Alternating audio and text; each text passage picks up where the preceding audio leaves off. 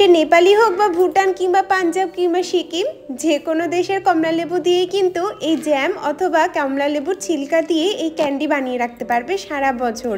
এখন বাজারে ট্রাককে ট্রাক কমলা লেবু আর ভীষণ সস্তায় পাওয়া যাচ্ছে। ঠিক এই সময় তোমরা যদি সারা বছরের জন্য বানিয়ে রাখতে পারো, দোকানের এই প্রিজারভেটিভ দেওয়া জ্যামও খেতে হবে না, আর বাচ্চাদের তো খুব পছন্দ হয়, বিশেষ করে পাউরুটির সাথে জ্যাম লাগিয়ে খেতে অথবা খাওয়ারের পর এই কমলা লেবুর খোসা দিয়ে ক্যান্ডি মারাত্মক লাগে খেতে।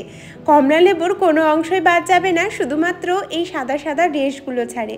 এখানে 5টা মতো কমলা লেবু বড় সাইজের নিয়েছি, তার মধ্যে বেশ খানিকটা বেকিং সোডা দিয়ে ভালো মতো করে এপাশ ওপাশ মালিশ করে নিয়ে উষ্ণ গরম জল দিয়ে প্রায় 10 থেকে 15 মিনিট ভিজিয়ে রাখবো।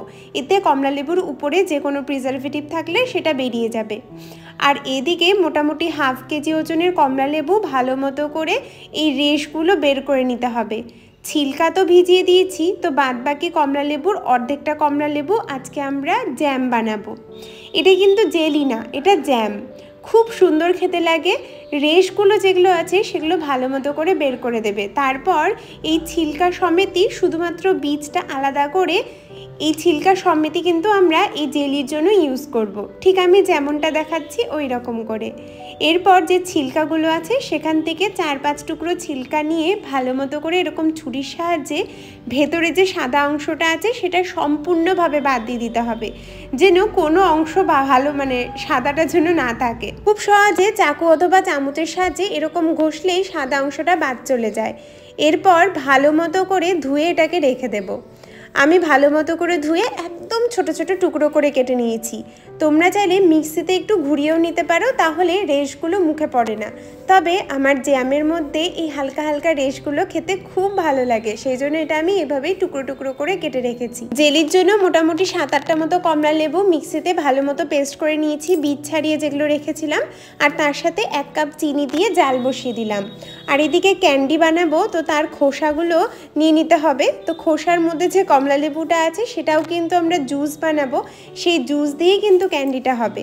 আমি ক্যান্ডিটা সারা বছর তো চলে না, 3 থেকে 4 মাস থেকে যায়, তো সেই জন্য আমি বেশ খানিকটা খোসারি আজকে বানাচ্ছি। তোমরা যতটা পারো বানিয়ে রাখবে, সারা বছর খেতে পারবে, আর দুটো খেলেই হজম পুরো হয়ে যায়। আর এদিকে জেলিটার জন্য উপরে দেখেছে তো কেমন ফেনা এসেছে, সেই ফেনাটা কিন্তু ফেলে দিলাম। আর তারপর যে ছোটো ছোটো টুকরো করে দানাগুলো কেটে রেখেছিলাম সেগুলো দিয়ে ভালো মতো করে আবারও ফুটতে রাখলাম। এই যে রঙটা ইউজ করেছি এটা তোমরা নাও দিতে পারো, জেলির মধ্যে হালকা কমলা রঙ দিয়েছি, দেখতে বেশ সুন্দর লাগে সেই জন্য। আর এই খোসাগুলো যেটা দিয়ে আমরা ক্যান্ডি বানাবো সেগুলোকে আমরা পাক্কা ঘড়ি থেকে 7 থেকে 8 মিনিট একদম টকবক করে ফুটিয়ে ঠান্ডা হয়ে নামিয়ে রেখেছি। জেলিটা প্রায় রেডি হয়ে গেছে। ভালো করে এরকম কোনো একটা প্যানের মধ্যে দিয়ে দেখবে, যখন দেখবে গাঢ় হয়ে আর বেশি খুব একটা গড়িয়ে পড়ছে না, তখন বুঝবে জেলি রেডি। এই জেলিটা 1 বছর অনায়াসে থেকে যায়, কোনো অসুবিধা হয় না। তো জেলি আমাদের রেডি, ঠান্ডা হওয়ার জন্য রেখে দিলাম। আর এদিকে যে সেদ্ধ করে রেখেছিলাম খোসাগুলো, সেগুলো থেকেও আমরা সাদা যে পাল্প সেটা ভালো মতো করে বের করে নিয়েছি। এতে যে তিতকুটে ভাব সেটা একদমই থাকবে না। খোসাটা কিন্তু দিতেই হবে জেলির মধ্যে, তাহলে কিন্তু গন্ধটা সুন্দর আসে। এই খোসাই কিন্তু গন্ধ আনে, এমনিতেও দোকানের সবই প্রিজারভেটিভ আর তার সাথে আর্টিফিশিয়াল কালার সব কিছু দেওয়া, তো বাড়িতে এভাবে করলে কিন্তু বাচ্চাদেরও পছন্দ হবে। এদিকে আমি ক্যান্ডিটা বসিয়ে দিয়েছি।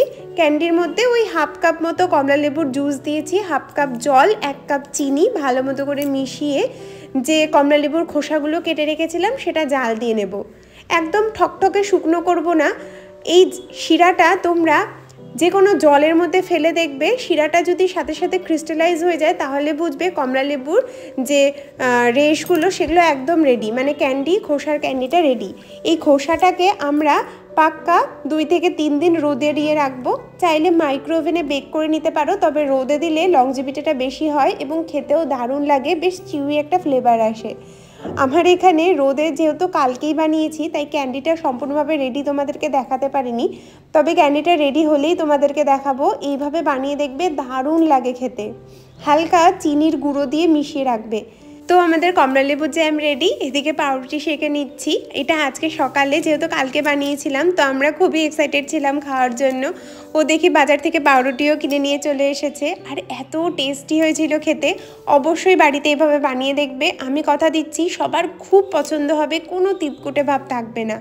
ভালো মতো করে সাদাটা ছাড়িয়ে নিলে খোসাটা অবশ্যই দেবে, খোসা দেওয়ার জন্যই কিন্তু গন্ধটা সুন্দর আসে, আর যত দিন যাবে তত সুন্দর গন্ধ আসবে। এর মধ্যে কোনো আর্টিফিশিয়াল ফ্লেভার দেওয়ার কোনো দরকার নেই।